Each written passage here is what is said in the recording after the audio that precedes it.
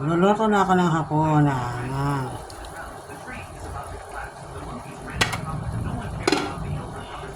Adobo. Adobo ng buhay ko. Mananalit ko na konting oras sa toyo. Silipahan ka na ng konting asin para pantay ang lasa. Ayan, kumukulo na siya. Inisa ko lang sa sibuyas. Tama na ito yung palaso. Walang bawang at ako na yung sibuyas. Lagyan ko na ito ng pamitong dalawang tsaka ginisa mix. Okay na yan.